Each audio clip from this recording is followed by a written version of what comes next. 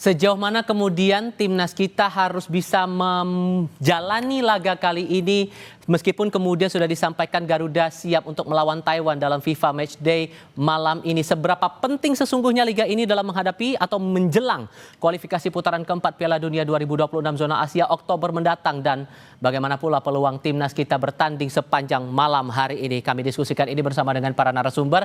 Di studio Kompas TV sudah bergabung bersama kami pengamat sepak bola Firzi Idris. Bung Firzi, apa kabar? Ya, apa kabar? Baik. Optimisme cukup kuat Tentu lah ya? seru banget, kita menantikan lagi timnas ya setelah sekian lama tidak bermain. Jadi sangat menantikan lagi nanti. Tapi dengan riwayat kita punya catatan yang kalau dalam terakhir kali yang saya amati mungkin Anda punya data yang berbeda. Dalam catatan 15 kali pertandingan kita 11 kali menang melawan Taiwan, pernah 1 kali walk out juga, 4 kali bahkan Taiwan yang unggul dari 15 kali ini. Kita perlu optimis, kita perlu bangga dengan capaian ini dan yakin dengan pertandingan malam ini, atau ada yang harus hati-hati nih di sini?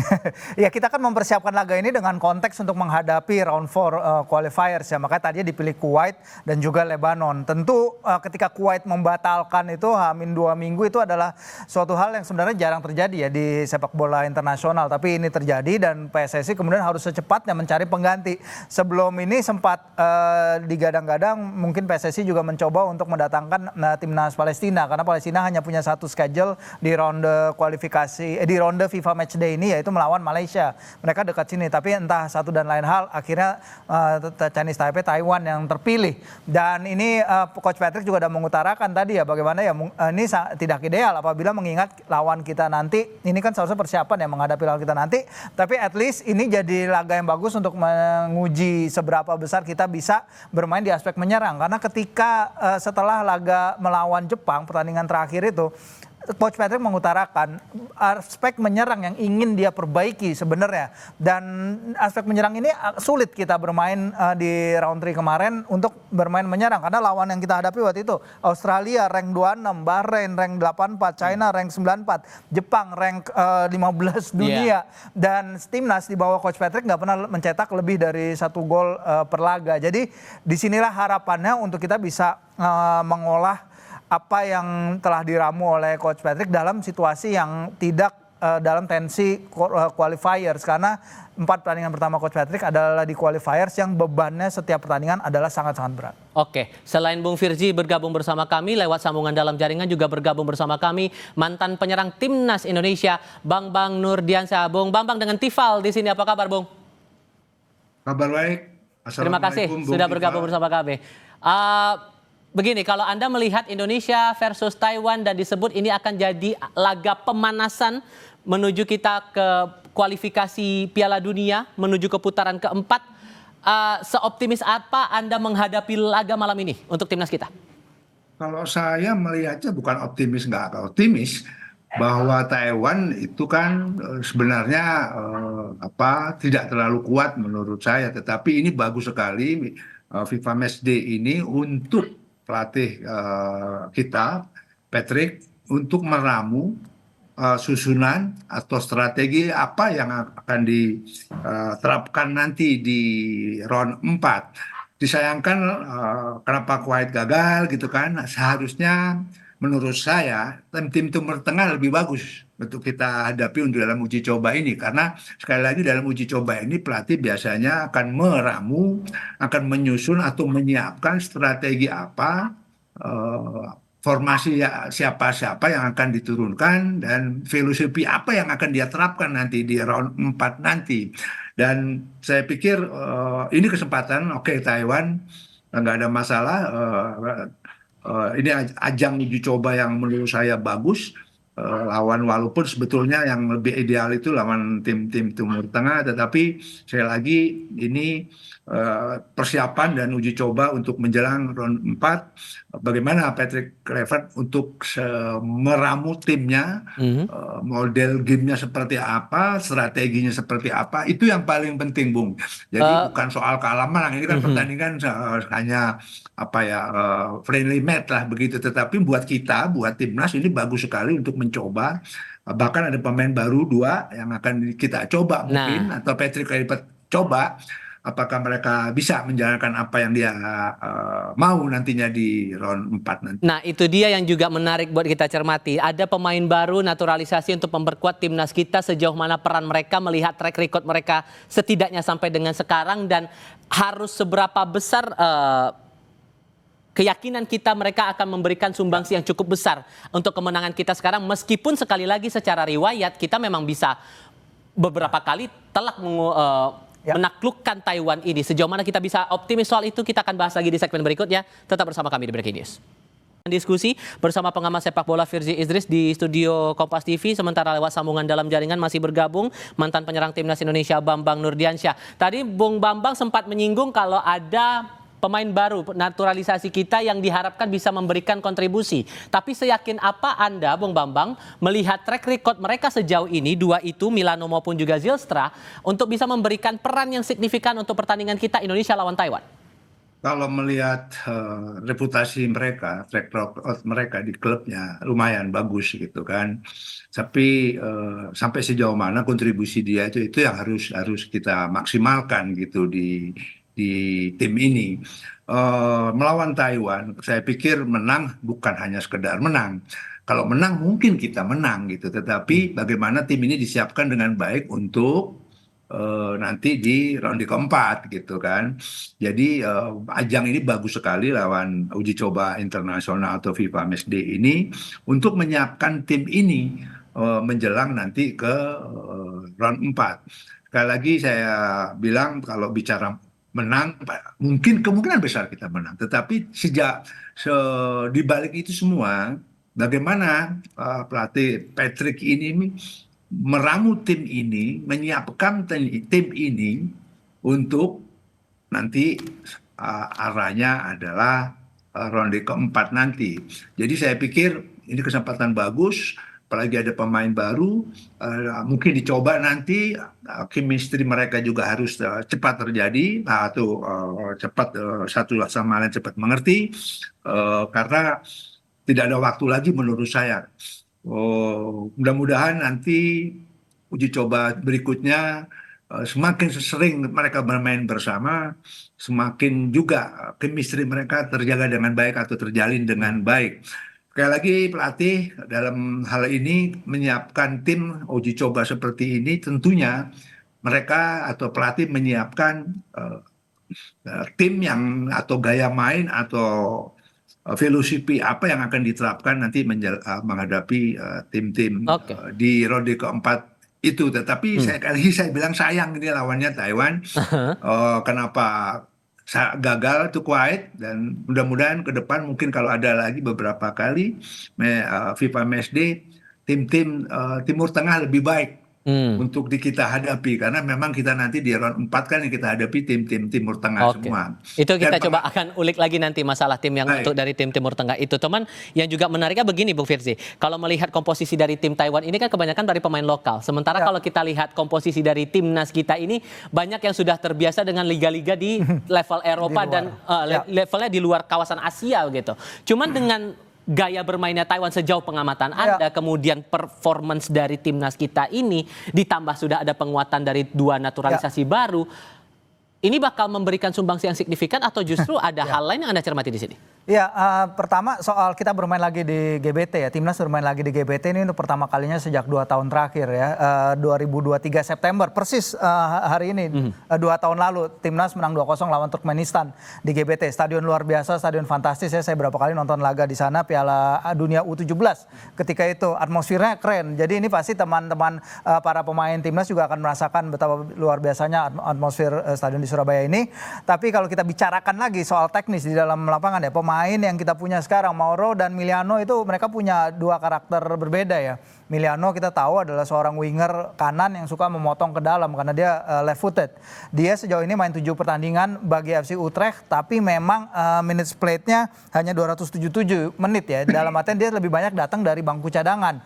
Tapi dia main di Liga Eropa, di kualifikasi Liga Eropa main, dan di Liga Eropa nanti fase Liga dia terdaftar sebagai daftar A, list A pemain. Jadi dia akan menjadi salah satu tumpuan timnya di Liga Eropa nanti. Sementara Mauro, kita tahu pemain yang luar biasa, tapi di level junior, di level U19 U21 ya, dia memang punya catatan 45 gol dan 16 assist dari 67 penampilan, tapi itu di level usia muda. Bagaimana dia menerjemahkan itu ke dalam senior, sepak bola senior, itu yang akan jadi pertanyaan.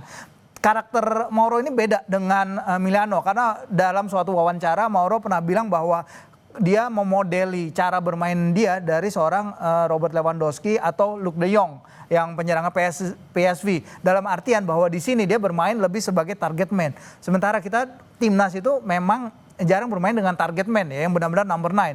Mungkin Ramadan Sananta ketika dia masuk, tapi kebanyakan dari bench. Sementara kalau bermain di depan, Ole lebih bermain sebagai false 9. Begitu juga Ragnar kalau bermain di sana. Rafa apalagi karena dia seorang winger. Jadi menurut saya ini adalah suatu kesempatan bagus juga bagi Coach Patrick untuk melihat opsi seperti apa yang ada di bench, karena kita tahu balik lagi ke tadi mencetak gol merupakan suatu tantangan juga bagi timnas senior ya, lagi-lagi karena memang lawannya yang kita hadapi sejauh ini di round 4 rankingnya jauh lebih tinggi daripada yang kita punya. Oke, itu juga menarik masalah opsi. Mana yang terbaik untuk timnas kita melawan Taiwan malam ini. Tapi di sisi lain juga perlu kita sampaikan juga ke hadapan Anda pemirsa Kompas TV, meski baru disumpah dan disahkan sebagai warga negara Indonesia, dua pemain diaspora Mauro Zylstra dan Miliano Jonathan sudah bisa memperkuat timnas Garuda di duel FIFA Matchday. Nah, keduanya sudah ikut dalam latihan resmi skuad Garuda di Stadion Gelora Bung Tomo Surabaya pada Kamis malam. Kehadiran dua pemain dari Liga Belanda ini akan semakin memperkuat lini serang armada Patrick Kluivert. Mauro Zylstra yang berposisi striker bisa menggantikan posisi Ole Romeni yang cedera. Sementara Miliano Jonathan bisa menjadi pilihan pelatih Kluivert di lini penyerang sayap. Manajer Timnas Indonesia Sumarji bilang, secara regulasi Mauro Zylstra dan Miliano Jonathan sudah bisa memperkuat timnas kita melawan Taiwan. Namun, keputusan dimainkan tidaknya kedua pemain terbaru itu bergantung pelatih Patrick Kluivert. Pemain yang baru bergabung, Miliano dan Mauro, semuanya mempunyai kesempatan yang sama dengan yang lain. Jadi kalau ditanya main tidak atau tidak main, ya nanti kita lihat pada saat official training ini. Ya, nanti kita akan lihat, karena berkaitan dengan siapa-siapa yang akan di-line-up-kan tentu belum sekarang. Besok baru akan ditentukan setelah latihan terakhir. Tapi berarti bisa diturunkan Pak secara regulasi? Sudah bisa. Semua pemain yang ada di sini semuanya bisa diturunkan. Termasuk si Andrian Wibowo? Belum hadir ya? Semua bergantung pelatih, tapi kalau menurut Anda Mauro dan Miliano ini kemungkinan bakal langsung dipakai kalau membaca gayanya Patrick Kluivert? Ya, kalau membaca apa yang Patrick inginkan ketika saya bertemu dengan dia di KL ya, habis drawing round 4. Dia memang bilang timnas itu staf kepelatihan menyiapkan plan B dengan cederanya Ole Romeni. Tapi plan B seperti itu apa, dia nggak ngejelasin secara spesifik. Tunggu aja. Hal sama dia utarakan juga di press conference sebelum laga ini ya. Apakah kita akan mencoba sesuatu yang baru, itu nanti akan kita lihat bersama di laga ini. Harapannya memang kalau kita lihat sejauh ini memang kita pola pakem formasi kan 3-5-2, 3-4-3 atau formasi sekitarnya. Tapi kalau menghadapi lawan lebih lemah, sesuatu hal yang belum pernah Patrick rasakan bersama timnas, mungkin dia bisa mencoba skema 4-3-3 ya, bermain dalam skema 4 back. Karena kita tahu Rizky Ridho di klub di Persija dia main 4 back. Jaizes di Sassuolo juga main 4 back walaupun terkadang main 3 back. Si Justin Hubner bersama Fortuna Sittard beberapa kali memang timnya main 4 back, beberapa kali main 3 back. Jadi emang bisa switching formasi di sini. Tapi kalau dia bisa mencoba sesuatu bermain lebih ofensif, karena kita tahu Patrick adalah mantan penyerang yang luar biasa, top skor Euro 2000 dan pernah jadi top skor sepanjang masa timnas Belanda. Melihat timnas Indonesia tentu hanya mencetak 1 gol per laga, tentu menurut saya akan jadi tantangan juga ya bagi dia bagaimana cara membuat tim ini lebih menyerang dan bisa punya output lebih bagus dari yang ditunjukin dari laga-laga sejauh ini. Oke, kalau dari pengamatan Anda sejauh ini Bung Bambang, dari timnas kita di bawah asuhan Patrick Kluivert ini, bagian mana atau lini mana yang terbilang cukup kuat dan bagian mana yang rasanya ini harus dimantepin lagi nih? Jadi udah disinggung, lini depan memang kita kesulitan untuk mencetak gol. Coba dilihat datanya, bahwa kita minim sekali bikin gol, walaupun menang tipis 1-0. Tetapi sekali lagi sepak bola adalah permainan kolektif. Ya kalau depan dibenahi, belakang bukan berarti ditinggalkan gitu. Jadi saya pikir tugas Patrick Kluivert yang membangun sebuah tim yang solid gitu. Kembali ke dua pemain tadi, saya pikir harus dicoba ini hari. Entah itu nanti saya babak kedua atau dari pertama, starting dari pertama. Yang pasti kalau buat apa mereka didatangkan kalau tidak dicoba gitu. Jadi buat saya sekali lagi saya pelatih juga, bahwa uji coba seperti ini kesempatan baik ya, nanti kedua lagi lawan tim Timur Tengah, kesempatan lagi untuk meramu timnya untuk menghadapi nanti di putaran pertandingan keempat atau babak keempat. Jadi menurut saya harus dimanfaatkan dengan baik, membentuk sebuah tim yang nantinya akan bertanding atau menghadapi di round keempat nanti. Pelatih harus menyiapkan. Saya pikir saya tidak mau menggurui, tetapi umumnya pelatih kan orientasinya bagaimana nanti tim kita bermain di ronde keempat nanti atau round 4 nanti. Itu yang paling penting. Siapapun yang diturunkan, saya pikir itu adalah tujuan daripada tim pelatih, bagaimana tim ini disiapkan untuk nanti di round keempat. Menurut saya mau sistem apapun, ya formasi apapun, tapi ya pikir yang selama ini kan kita mainnya 3-4-3, menyerang, bertahan bisa 6 di belakang gitu kan. Itu saya pikir harus patron itu harus dimatangkan lagi, karena kalau dirubah 4-3-3 lagi, kan anak-anak itu sudah terbiasa kan dengan zaman pelatih yang lama juga begitu. Sekali lagi ini kesempatan, nanti juga pertandingan yang kedua itu juga kesempatan menyiapkan tim ini ke depan di pertandingan round 4 nanti. Saya pikir itu karena pertandingan ini sangat penting menurut saya, bagaimana tim pelatih untuk mengeterapkan atau menyiapkan tim ini untuk menghadapi keempat nanti. Namanya juga bola bentuknya bundar, apapun kemungkinannya bisa saja terjadi kan. Cuman di sisi lain tadi juga Bung Bambang sudah sempat singgung, ini kalau kemudian disebutkan bagian dari persiapan untuk menuju ke putaran keempat kualifikasi Piala Dunia 2026, rivalnya kan agak beda ya, sementara kita bergabung dengan grup yang isinya adalah pemain dari klub-klub negara Timur Tengah. So pelajaran apa yang harusnya bisa kita ambil di upaya kita melawan Taiwan pada malam hari ini? Jawabnya nanti, kita akan jeda sebentar. Kita lanjutkan usai jeda berikut ini.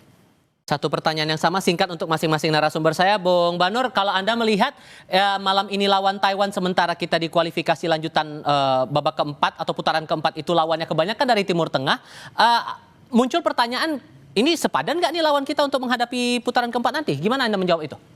Iya, kita bahas semua. Saya hampir pengamat juga menyayangkan kenapa tiba-tiba Kuwait membatalkan gitu. Karena lawan Kuwait itu menurut saya bagus sekali. Nanti yang kedua mungkin lawan Lebanon.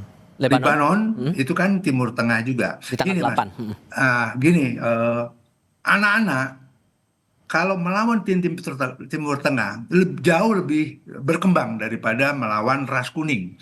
Ras kuning itu Jepang, Korea, bahkan Cina kemarin pun kita kesulitan gitu kan, walaupun akhirnya kita menang 1-0 di GBK. Tetapi ketika berhadapan dengan tim Timur Tengah, kita bisa berkembang lebih baik dan anak-anak main lebih nyaman gitu, karena tipikal ke Korea, tipikal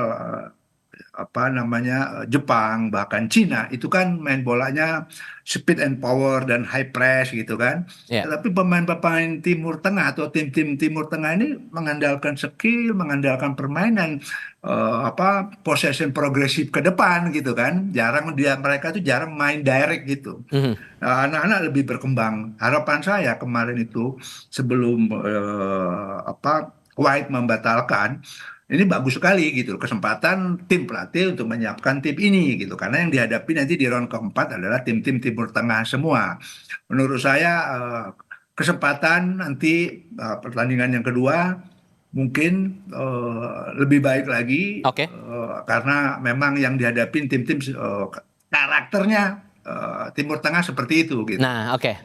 Kalau Bung Firzi nangkepnya juga yang sama, singkat saja.